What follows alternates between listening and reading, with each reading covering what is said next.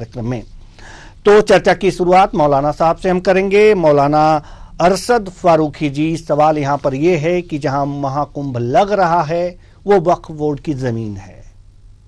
ये वक्फ बोर्ड की जमीन कैसे, कब और कैसे हो गई, हम जानना चाहते हैं। देखिए, इस बारे में सबसे पहली बात यह है कि हमारा मुल्क हिंदुस्तान एक चमन की तरह है, एक बाग की तरह है। हर तरह के फूल खिलकर इसके हुस्न को बढ़ाते हैं। हिंदू, मुस्लिम, सिख, ईसाई सब भाई भाई रहकर इस हिंदुस्तान की तरक्की में हिस्सा लेते हैं। इस वक्त जो मसला है वो ये, पहला मसला ये है कि कुंभ के इस मेले में बाद हिंदू साधियों की तरफ से ये पाबंदी लगाना कि उसमें सिर्फ शरणार्थी ही शरीक होंगे।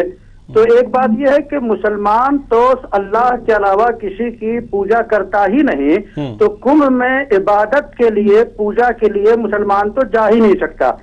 जहाँ तक मसला वहाँ के इंतजाम का है, अगर इंतजामिया में मसलन डीएम, आपकी जो है पुलिस, ये मुसलमान है तो इंतजाम के लिए वो जाएंगे, चाहे उसे कोई रोके या न रोके, रोक नहीं सकते।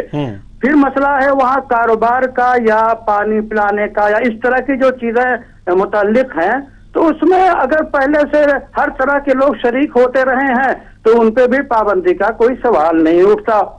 दूसरी बात, वक्फ की बात जो कही जा रही है, तो जब से हिंदुस्तान आजाद हुआ है, कानून बना है, उस वक्त से जो वक्फ का इंतजाम है, वक्फ बोर्ड है, वो लागू होता है जो है इंतजामिया की हैसियत से, मजहब की हैसियत से नहीं होता। तो जो इंतजामिया की हैसियत से अगर कोई जगह वक्फ है तो ये तय करना जो है, अगर इख्तिलाफ होता है तो ये अदालतों का काम है। हमारा काम ये नहीं है कि हम ये तय करें। फिर अगर वक्फ बोर्ड की तरफ से कोई इजाजत दी जाती है या एक रवायत चली आ रही है तो उसको खामखा छेड़ना या इस तरह माहौल खराब करने की कोशिश करना न मुसलमान के लिए सही है न हिंदू के लिए सही है। इस वक्त तो मेरे सामने सबसे बड़ा इशू है कि इतना बड़ा कुंभ का मेला लग रहा है जिसमें लाखों लाख इंसान शरीक होंगे।